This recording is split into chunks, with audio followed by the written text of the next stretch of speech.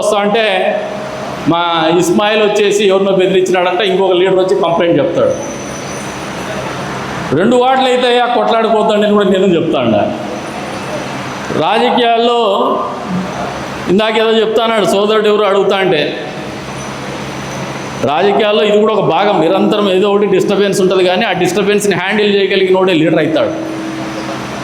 మనం పడిండే సంక్షోభాలు అన్నీ కాదు, వాటన్నిటి నుంచి పైకి లేచినాం, వాటన్నిటి నుంచి నేర్చుకున్నాం. దీనిలో ఎట్లా హ్యాండిల్ చేయాలనేది అది లేకపోతే నిద్ర పట్టలేని పరిస్థితికి మనం వచ్చినాం. ఇప్పుడు ఎవడోడు గీక్కపోతే దీన్ని ఎట్లా తిప్పి కొట్టేదనే ఆలోచన లేకపోతే నిద్ర రాదు మనకి. అంటే నాయకులందరూ కూడా గ్రహించుకోవాల్సింది, రాజకీయాలు ఎప్పుడు పూలపాన్పు కాదు. నాయకత్వం అంటే లగ్జరీ కాదు. కొద్దిమంది రాజకీయ ముసుగేసుకోనో రాజకీయ పార్టీల ముసుగేసుకొని బ్రోకర్లుగా బతికే వాళ్ళకు మాత్రం లగ్జరీ అనేది. వాళ్ళ గురించి మనం ఆలోచన చేసే పప్పులో కాలేసినటువంటి వాళ్ళు అవుతాం. కాబట్టి ఆ ఆలోచన విధానం నుంచి పక్కకు రమ్మని చెప్పేసి కూడా మిమ్మల్ని అందరినీ కూడా కోరుతూ ఉన్నారు. ఈ రోజున ప్రపంచ దేశాల్లో ఉదయం ఒక ఇంటర్వ్యూ చూస్తున్నా, అమెరికా అధ్యక్షుడు భారతదేశ చరిత్రలో ప్రపంచ చరిత్రలో మొట్టమొదటిసారిగా ఒక అమెరికా ప్రెసిడెంటు భారతదేశ ప్రధాని పొగడ్డం అనేది నేను మొట్టమొదటిసారి విన్నా. మామూలుగా క్యాజువల్గా పొగడ్డం వేరే, క్వాలిటేటివ్గా పొగడ్డం వేరే, క్వాలిటేటివ్గా డిఫరెన్షియేట్ చేయడం వేరే. అంటే ఈ మనిషిలో ఈ గుణాలు ఉన్నాయని చెప్పేసి విశ్లేషించడం వేరే. అంత అద్భుతమైనటువంటి నాయకత్వము భారతదేశ చరిత్రలో సుదీర్ఘకాలం ప్రధానమంత్రిగా పనిచేసినటువంటి నరేంద్ర మోడీ గారి నాయకత్వం అనేది, ఆంధ్రప్రదేశ్ తెలుగు జాతి పుట్టినప్పటి నుంచి కూడా ఒక నాయకుడి చుట్టూనే ఉమ్మడి రాష్ట్రాల రాజకీయాలు చుట్టూ తిరుగుతున్నటువంటి ఏకైక నాయకుడు చంద్రబాబు నాయుడు గారి నాయకత్వం మన ముందుండేది. అన్న కాడి పడేసిన తమ్ముడు భుజానికి ఎత్తుకొని మళ్ళీ ఆ పార్టీని ముందుకు నడిపిస్తున్నటువంటి పవన్ కళ్యాణ్ గారి నాయకత్వాన్ని మనమందరూ ఆస్వాదించేటువంటి టైం ఇది, ఇన్స్పైరింగ్ టైం ఇది కూటమి పార్టీ నాయకులకు కానీ కుటుంబ సభ్యులకు కానీ అని చెప్పేసి కూడా ఈ సందర్భంగా తెలియజేస్తూ ఉన్నారు.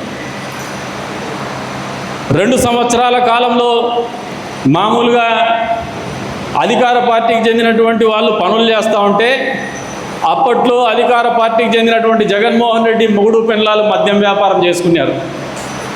ఐవార్లని బ్రాందీ షాపుల దగ్గర పెట్టినారు, బాత్రూములు కడిగించినారు. మొన్న చెప్తున్నాడు ఒక ఐవారు, మాకు కొంచెం పని ఎక్కువ అవుతుంది, కొంచెము అయ్యారు డబ్బులు ఇస్తే బాగుంటుంది అని చెప్పేసి అని మళ్ళీ అంటున్నాడు. క్యా దియాతో భీ నై దియాతో భీ ఓ సాలాతో ఆరానే పోయి మై వీల్నామా లిక్కే జాతోని వీల్నామాల్లో రాసిపోతాడంట. జగన్మోహన్ రెడ్డికి మాత్రం రే మీరు ఓట్లు వేద్దురా అని వాళ్ళ బిడ్డలకు చెప్పిపోతాడంట. ఆ రకమైనటువంటి ఆలోచన జగన్మోహన్ రెడ్డి గురించి ఈ రాష్ట్రంలో ఉద్యోగస్తులకు ఉంది. ఒక్కసారి ఆ చీకటి రోజుల్ని గుర్తు తెచ్చుకుంటే ఉలిక్కిపడి మళ్ళీ తడుముకొని అతనికి వ్యతిరేకంగా ఆలోచన చేయాల్సినటువంటి పరిస్థితులు మనం అందరం కూడా ప్రజల దగ్గరికి పోతే చాలు. ఇవాళ రేపు మన నియోజకవర్గంలో ఇంకా ఏదైనా అభివృద్ధి గురించి రాష్ట్రంలో మాట్లాడదామంటే చాలా మీటింగ్లో మీరు మాట్లాడుతూనే ఉంటారు. ఎందుకంటే సమయాభావం అయింది. మా చెంచయ్య నాయుడు అన్న కూడా మళ్ళీ కాళహస్తికి పోయేసి మీటింగ్ పోవాలంటున్నాడు. ఇందాక తలుపులతో మొదలు పెడితే తలుపుల మండలంలో నీళ్ళు ఇచ్చినటువంటి ఘనత మనదే, తలుపుల మండలానికి కనెక్టివిటీ చేసినటువంటి ఘనత మనదే. ఫారెస్ట్ డిపార్ట్మెంట్ క్లియరెన్స్ ఇబ్బంది ఉంటే కూడా యుద్ధ ప్రాతిపదిక మీద వాళ్ళని నచ్చజెప్పుకొని పనిచేసుకున్నటువంటి ఏకైక ప్రభుత్వం కూడా ఈ కూటమి ప్రభుత్వమే అని చెప్పేసి కూడా మీకు ఈ సందర్భంగా తెలియజేస్తూ ఉన్నాను.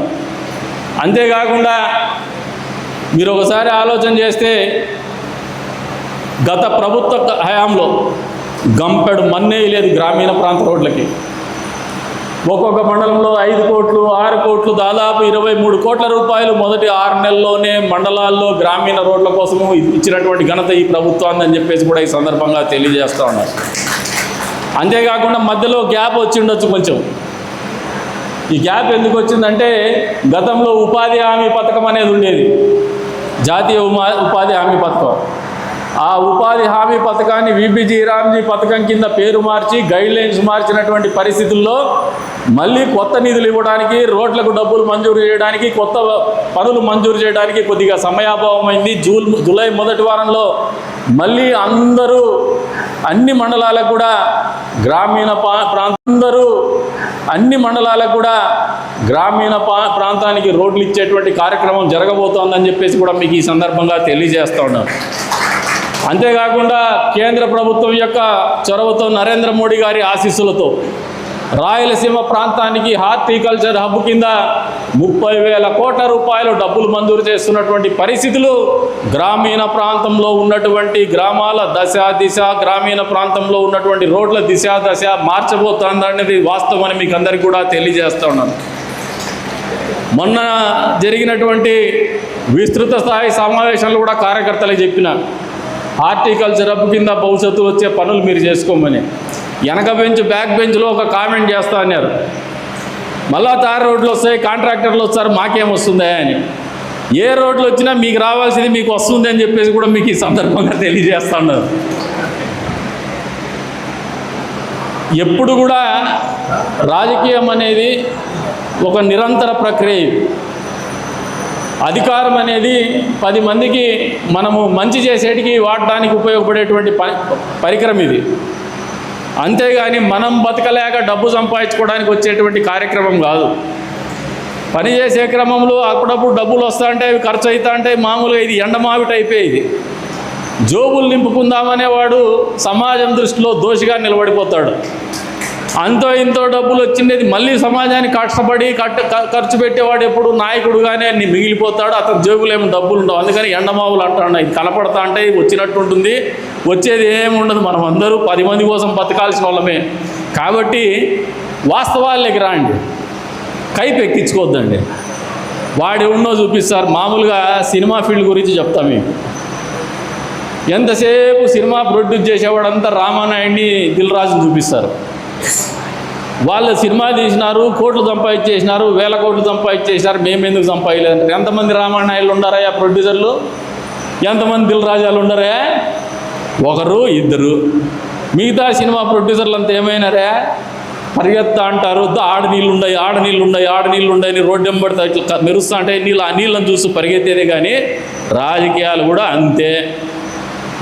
వాడు అమ్ముకునేవాడో, మనందరినీ నమ్మించి మోసం చేసి అమ్మేసేవాడో, నిరంతరం వాడి ఆత్మ నమ్ముకొని బతికేవాడో, వాడు మోసం చేసుకుంటూ వాళ్ళ కుటుంబ సభ్యుల్ని మోసం చేసి, ప్రజలను మోసం చేసి, నాదేదో ఉంది నాకేందో ఉందని చెప్పి బడాయి కొట్టుకునే బ్రోకర్ నాయల్లో బాగుంటారేమో తప్పితే నికార్సైనటువంటి కార్యకర్తలు, నికార్సైనటువంటి నాయకులు ఎప్పుడు కూడా ఆర్థికంగా బలంగా ఎదగలనే ఆలోచన నుంచి బయటికి రమ్మని చెప్పేసి మీకు ఈ సందర్భంగా కోరుతా ఉండా. కొద్దిమంది నిరుత్సాహపడుతుంటారు, అంటే ఏమీ లేదా మాకని. ఏమీ ఉండదు, వచ్చే డబ్బులు మళ్ళీ ఖర్చు అవుతానే ఉంటాయి మనకి. మీరు గమనిస్తున్నారు లేదో? వాస్తవం కదా, మీరు ఒకసారి ఆలోచన చేసుకోండి. ఇదే మన జీవితం.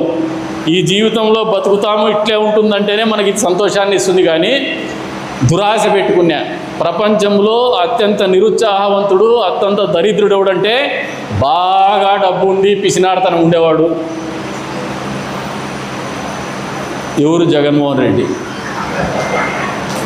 కడుపు నిండినా కండ్లు నిండనోడు ఎవరు? జగన్మోహన్ రెడ్డి. ఆయన చూసి నేర్చుకోండి ఎంత దరిద్రుడని. ఆయన 2 కూతుళ్ళు ముఖ్యమంత్రికి చేసినాడు. ప్రజలు 151 సీట్లు ఇచ్చినారు. కానీ మళ్ళీ పెండ్లాం మొగుడు సారా వ్యాపారం చేసినారు. ఇది దరిద్రమా కాదా? మీరు చెప్పండి, నిజాయితీ చెప్పండి, దరిద్రమా కాదా ఇది? మీకే అంత డబ్బులు ఉంటే సారా వ్యాపారం చేస్తారేమే? మరి మీరు గొప్పోళ్ళ, ఆయన గొప్పోడా? ఈ రోజున సోదరుడు వంశీ చెప్తా ఉన్నాడు, కదిరి నియోజకవర్గంలో కూడా అభివృద్ధి గురించి చెప్దాం. ఆలోచించే విధానం ఏ నాయకుడు ఏ ఎమ్మెల్యేకి లేనటువంటి పరిస్థితుల్లో ఆలోచిస్తున్నాం. ఎందుకంటే 5 ఎలక్షన్లు చేసి నిలబడిన ఏకైక నాయకుడు నేనే. ఇంతగా ప్రజల ప్రేమ దూరుకున్న నాయకుడిని నేనే.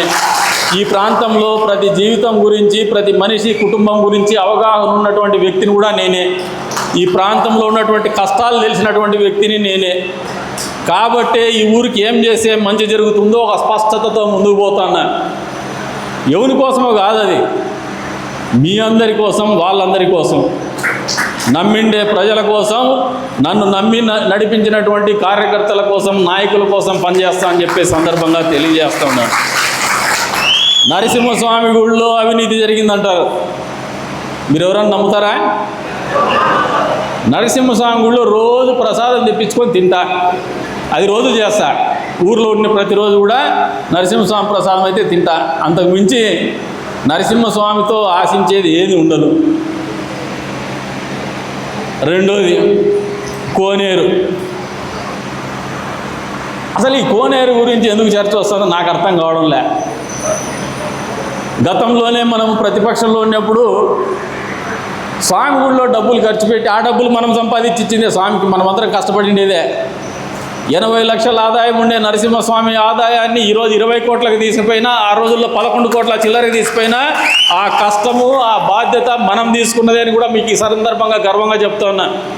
వచ్చే రోజుల్లో 50 కోట్లకు తీసుకుపోయినా మనమే తీసుకుపోతామని చెప్పేసి కూడా ఘంటాపథంగా చెప్తా ఉన్నా.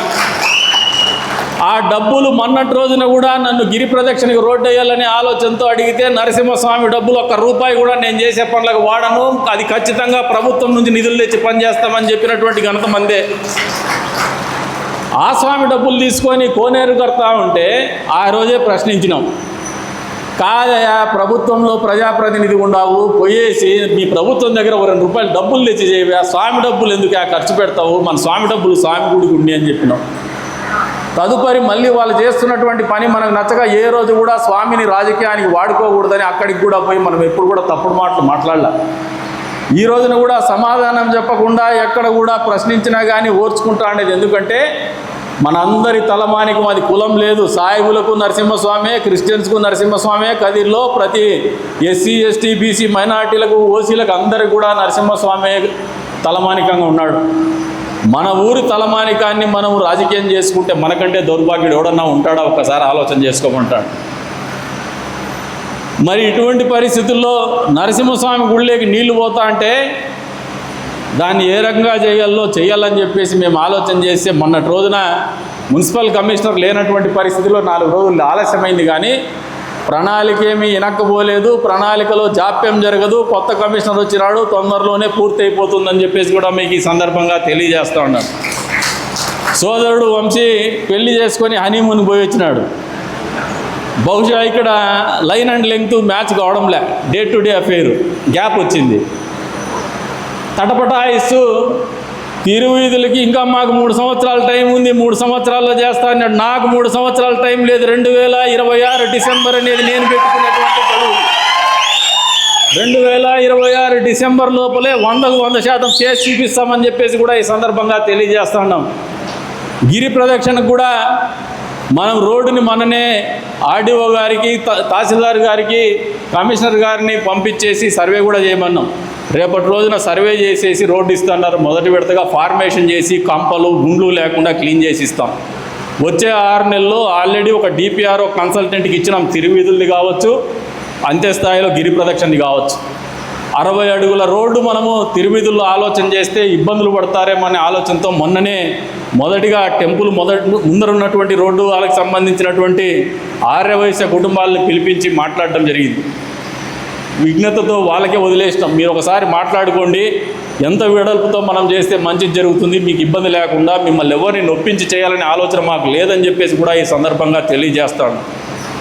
ముఖ్యమంత్రి గారి దృష్టిలో కూడా ఈ రోడ్డు విస్తరణ కార్యక్రమం ఆల్రెడీ మనం చెప్పిండే కార్యక్రమం ఉంది. ఆయన కలెక్టర్ గారికి కూడా తెలియజెప్పడం జరిగింది. కొద్దిమందికి ఉబలాటం ఎక్కువైంది, అక్కడ అవినీతి జరిగిపోయింది, ఇక్కడ కే ట్యాక్స్ ఉందని చెప్పేసి. వాళ్ళందరికీ కూడా మీ అందరూ కూడా సమాధానం చెప్పాల్సినటువంటి పరిస్థితి ఉంది. మున్సిపాలిటీలో అవినీతి జరిగిందన్నారు, విచారణ నేనే కోరినా. దానికి కూడా వారం రూపంలో ఫుల్ స్టాప్ పెడతామని చెప్పేసి కూడా ఈ సందర్భంగా తెలియజేస్తాను. అంతే స్థాయిలో ఇక్కడ అధికారులు కూడా ఉన్నారు, వారి ముందే చెప్తున్నా. వాళ్ళని అడ్డం పెట్టుకొని ప్రత్యక్షంగా కానీ పరోక్షంగా కానీ ఈ 2 సంవత్సరాల కాలంలో ఒక గ్లాస్ నీళ్లు తాగినా కూడా నేను రాజకీయాలకు పనికిరానటువంటి వ్యక్తిని అని చెప్పేసి కూడా మీకు అందరికీ కూడా తెలియజెప్తా ఉన్నాను. ప్రశ్నించిన వాళ్ళకు కూడా సమాధానం చెప్తా ఉన్నాను. కామెడీ పీసులు ఇవి,